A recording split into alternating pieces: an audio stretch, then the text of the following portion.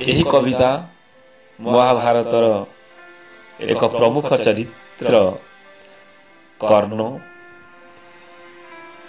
को ଉପରେ ଆଧାରିତ ଏ କବିତା। ଏହା ଏକ ଦୀର୍ଘ କବିତା। ଚାଲନ୍ତୁ ଏ କବିତା ପାଠ କରିବା। ମୁଁ କିଏ? କଣ ମୋର ପରିଚୟ? କିଏ ମୋର ଜନ୍ମଦାତା ଜନ୍ମଧାତ୍ରୀ?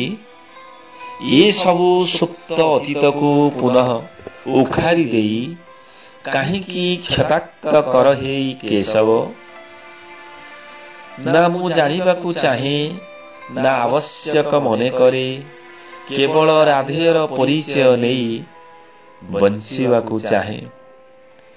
ମୁଁ ସୁତପୁତ୍ର ନୁହେଁ ବୋଲି ସେ ରହସ୍ୟର ଦର୍ଜା ଖୋଲି ମୋ ପିତାମାତା ପରିଚୟ ଦେଲ। ମୋ ହସ୍ତପଦରେ ଶିକୁଳି ଲଗେଇ କାହିଁକି କରିଲ ନିସ୍ତେଜ ମୋର ଶୌର୍ଯ୍ୟ ବୀର୍ଯ୍ୟ? ଅଥଚ ମୁଁ ତମ ପ୍ରଲୋଭନରେ ମୋହାବିଷ୍ଟ ନୁହଁ। ଅଥଚ ମୁଁ ତମ ପ୍ରଲୋଭନରେ ମୋହାବିଷ୍ଟ ନୁହଁ। ଲୋଡ଼ା ନାହିଁ ରାଜପଦ, ଲୋଡ଼ା ନାହିଁ ପିନ୍ଧିବାକୁ ଇନ୍ଦ୍ରପ୍ରସ୍ଥର ମୁକୁଟ। ମିତ୍ରତାର ପ୍ରତିଶ୍ରୁତି, ଋଣ ପରିଶୋଧ କୋଟି ଗୁଣେ ଶ୍ରେଷ୍ଠ। ମୋ ପରିଚୟ ନିମନ୍ତେ ସୁତପୁତ୍ର କଳଙ୍କରୁ ମୁକ୍ତି ପାଇଁ ଦାସପଣ ବରଂ ଶ୍ରେୟସ୍କର। ମୁଁ ଜାଣେ ଧର୍ମ ଅଧର୍ମ ମଧ୍ୟରେ ହେବ ମହାଯୁଦ୍ଧ। ତୁମ ଛତ୍ର ଛାୟା ତଳେ ପାଣ୍ଡବଙ୍କ ନିଶ୍ଚୟ ହୋଇବ ବିଜୟ। ମୁଁ ରାଧେୟ ଦୁର୍ଯ୍ୟୋଧନ ମିତ୍ର ଅଙ୍ଗରାଜ କର୍ଣ୍ଣ। ମୁଁ ରାଧେୟ ଦୁର୍ଯ୍ୟୋଧନ ମିତ୍ର ଅଙ୍ଗରାଜ କର୍ଣ୍ଣ। ଏହି ପରିଚୟ ନେଇ ବଞ୍ଚିବାଟା ମୋ ପାଇଁ ଶ୍ରେୟ। ରିକ୍ତ ହସ୍ତେ ଫେରିଯାଅ ବାସୁଦେବ, ପ୍ରତ୍ୟାଖ୍ୟାନ କରୁଅଛି ତୁମ ପ୍ରଲୋଭନ। ପରିଣାମ ଯାହା କିଛି ହେଇପାରେ, ଅଥଚ ଋଣୀ ହେଇ ଋଣ ପରିଶୋଧ କରିବା ମାନବର ଧର୍ମ। ଏ ଶରୀର ଉପରେ ଅଧିକାର କେବଳ ମାନଗୋବିନ୍ଦର, ଯିଏ ମୋର ବନ୍ଧୁ ସଖା ସହୋଦର, ଯାହା ସହ ମୋ ସମ୍ପର୍କ ନା ଧର୍ମ ନା ଅଧର୍ମର, ମିତ୍ରତା ହିଁ କେବଳ ଆଧାର। ମାର କରୁଣା ବିସ୍ତୃତ ଯା ଚାହିଁଲେ ବି ଆଖି ପାଏନା, କେଉଁ ମାପ କରେ ମାପି ବି ହୁଏନା ପାହାଡ଼ ପରି ଉଦାର ଯାର ଛାତି।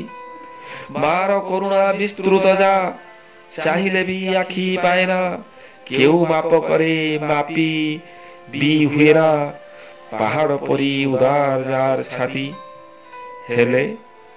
ହେଲେ କେଉଁ ମା କଣ ତା ସନ୍ତାନ ନିକଟେ ଛଳନା କରେ, ବାହାନା ଦେଖାଏ, ନଈ ବଢ଼ିର କରାଳ ରୂପ ପରି କ୍ରୂର ହେଇପାରେ। ବାଃ କି ଚମତ୍କାର! ନିଷ୍ଠୁରା ଜନନୀ ମୋ ତା ସୃଷ୍ଟିକୁ କଳା ଅସ୍ୱୀକାର। ଫିଙ୍ଗି ଦେଇ ତରଙ୍ଗାୟିତ ଗଙ୍ଗାର ବକ୍ଷକୁ ଭିକ୍ଷା ମାଗେ, ପ୍ରଲୋଭନ ଦିଏ ମୋ ମୃତ୍ୟୁ ବଦଳରେ ତା ପୁତ୍ରଙ୍କ ଜୀବନ। ଯାହା ଚାହିଁଛି ପାଇନାହିଁ, ଯା ପାଇଛି ଚାହିଁ ନାହିଁ। ମାକୁ ମା ବୋଲି କି ଭାଇକୁ ଭାଇ ବୋଲି ସମ୍ବୋଧନ କରିନାହିଁ। ଏପରିକି ଯାହାକୁ ମିତ୍ର ବୋଲି ମନେ କଲି, ସେ ବି ତ ମୋର ନଥିଲା। ପୋଷା ଖେଳ ଜମେ ଦାନ ପରେ ଦାନ ପଡୁଥାଏ, ଜୁଆରିଙ୍କ ଆଡ୍ଡା ଜମୁଥାଏ, ନାରୀର ମର୍ଯ୍ୟାଦା ନିଲାମ ହେଉଥାଏ, ଛଳ କପଟରେ ଯୌଘର ଜଳୁଥାଏ, ଆଉ ମୁଁ ନୀରବ ଦ୍ରଷ୍ଟା ସାଜୁଥାଏ। ସ୍ୱୟଂ ଜଳୁଥାଏ ବ୍ରାହ୍ମଣର ମନ୍ତ୍ରପୁତ ଘୃତ ସ୍ୱାହାରେ ଜଳିଯିବା ପରି। ଯାହାର ଜନ୍ମ ଏକ ରହସ୍ୟ, ଯଶୋଦା ମା ଆଖିରେ ସେ ମାଟିଖିଆ ପାଟିର ଆର ଦୃଶ୍ୟ ପରି। କିଏ ସେ ବିଶ୍ୱାସ କରିବ ଅବା କିପରି ଜାଣିବ ମୁଁ କ୍ଷତ୍ରିୟ ଅବା ବ୍ରାହ୍ମଣ? ଗୁରୁ ଭକ୍ତି ଗୁରୁ ସେବା ମୋ କର୍ତ୍ତବ୍ୟ ନିଷ୍ଠା ଯୋଗୁଁ गुरु परशुरामଙ୍କ द्वारा प्रदत्त समस्त ज्ञानर अनुग्रहरे हेली मु धुरंधर मिलिला ब्रह्मास्त्र अथच विषाक्त कीटर दंशन ठू बेसी बेसी गुरु अभिशापे हेली मर्माहत तांको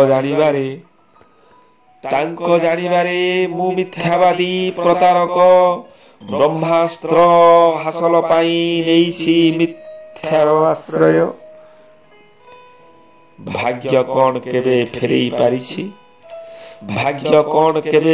पारिछि तुणीरु निर्गत हेइथिबा सर ना मुख निश्रुत वाणी तेणु तांक अभिशाप मो पाई वैधव्य जंत्रणा परी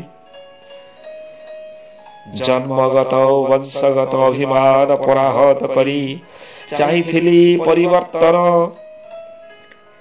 समग्र धरारे जातिगत विभेदता नाही बोली मो अंतरात्मा स्वीकारी नेइछि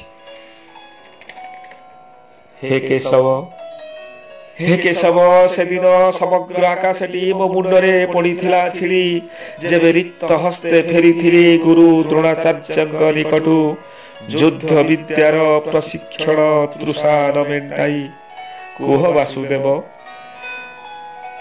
वासुदेव जड़े बालकर निर्मल स्वप्नर समाधि पाई किए दायी शिक्षा प्राप्त कण सभिक अधिकार नुहे जड़े नारी ता स्वयंवर सभास्थले मुनि ऋषि राजा महाराजा ओ राजकुमारଙ୍କ सामनारे बिना दोषे अंगराजाଙ୍କୁ सुतपुत्र कही विद्वेष भरा कंठरे अपमान देवा जड़े पुरुषर पौरुषत्वକୁ उपेक्षित करी लज्जित करिबा सुतपुत्रर कुश्चित तीरे ता छातीर पिंजरा हाड़े भीषणतम आघात देवा केते युक्तियुक्त थिला कुह हे वासुदेव द्रौपदीर स्वयंवर कण गोटे नाटक नथिला खास अर्जुन पाई द्रौपदी ओ तुम मध्य कण स्वाक्षर होई नथिला एक चुक्तिनामा कण स्वाक्षर होई नथिला गोटे चुक्तिनामा चिरकाल भाग्य देइछि लांछना एथिपाई भाग्य उपरु मो विश्वास तुटिछि जीछि मो पुरुषाकार टिककु पुंजी करी स्वाभिमान को जाबुड़ी हे